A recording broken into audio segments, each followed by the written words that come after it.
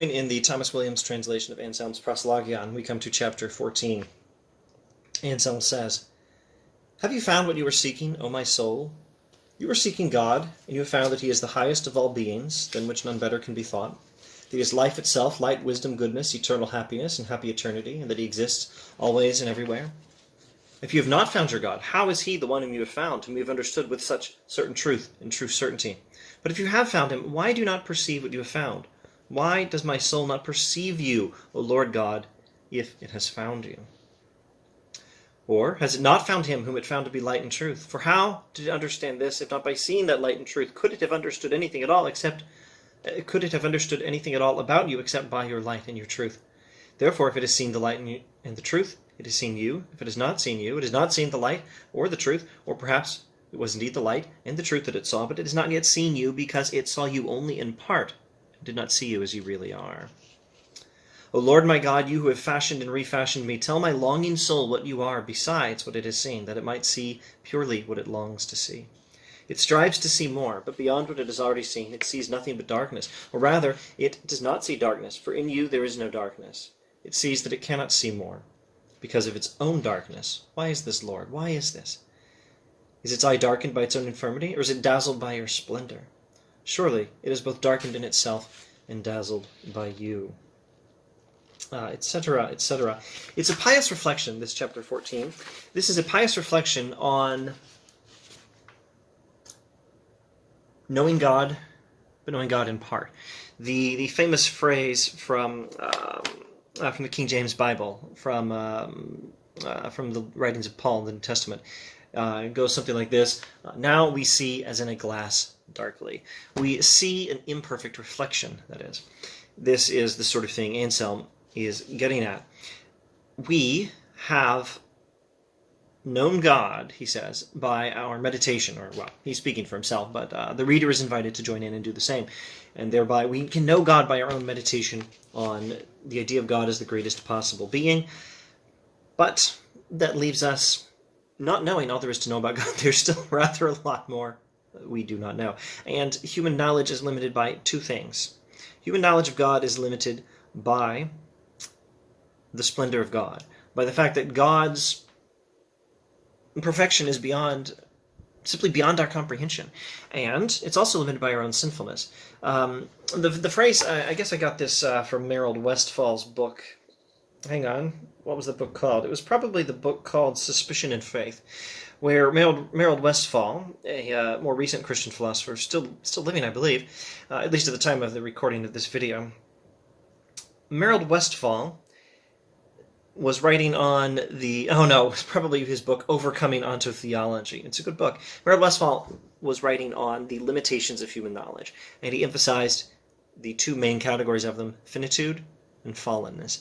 That is to say, human beings have finite abilities to know, especially something like God, who is infinitely beyond our finite abilities to know, but also sin. Sin limits our ability to know God. This, I think, is what Anselm is saying. Surely, the eye of the soul that's trying to know God is both darkened in itself by its own sinfulness and dazzled by God's infinite goodness. Let's look briefly at chapter 15. "Therefore, Lord, you are not merely that than which a greater cannot be thought. You are something greater than can be thought. For since it is possible to think that such a being exists, then if you are not that being, it is possible to think something greater than you, but that is impossible." So, the thing I keep saying in this series is that the Proslogion is not to be mined for a short introduction to the ontological argument, then carelessly tossed aside. There's much more to this book than that. The idea of God as the greatest possible being does indeed give us the ontological argument. Anselm seems to think this is pretty important. He seems to think that without the ontological argument, the whole exercise would not be as well founded.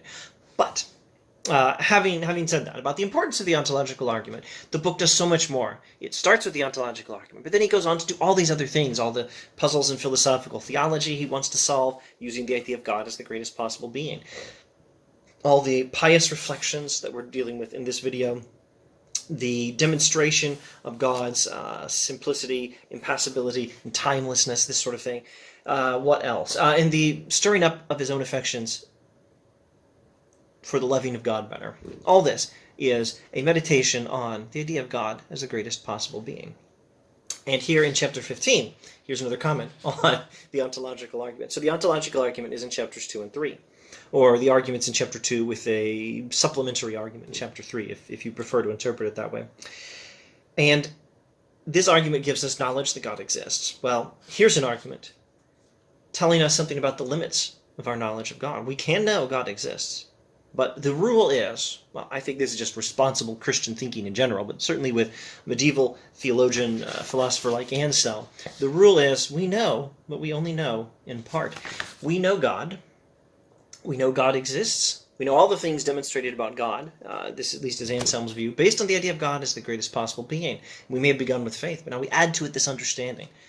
We believe these things about God, but if we realize that God is the greatest possible being and we reflect on that idea, we can add to that faith an understanding of all these facts about God. Great. But we still only know in part. So chapter 15 gives us an argument which we should keep in mind when we're also thinking of the ontological argument. God exists because God is the greatest possible being. But for the same reason, God is the greatest possible being. God is a being than which none greater could be thought. For the same reason, we must realize that God is greater than can be thought. We cannot comprehend the essence of God.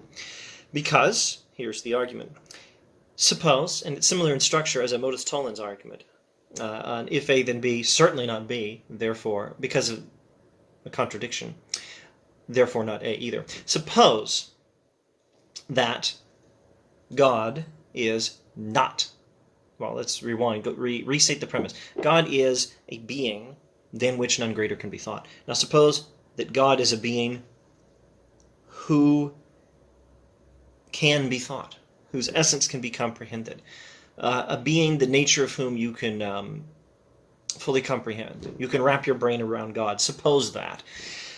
Well, it follows that the greatest possible being is not the greatest possible being. It follows that a being than which a greater cannot be thought is a being than which a greater can be thought. If God is such that we can comprehend him, then it's possible to imagine a being so great that is beyond our comprehension, which would be greater, in which case this God is not the greatest possible being. But now we're contradicting ourselves. We're saying the greatest possible being is not the greatest possible being. Therefore, God is greater than can be thought. So we do know God, ontological argument, and some intermediary reflections on things we can know about God based on the idea of God as the greatest possible being. But God is also greater than we can know.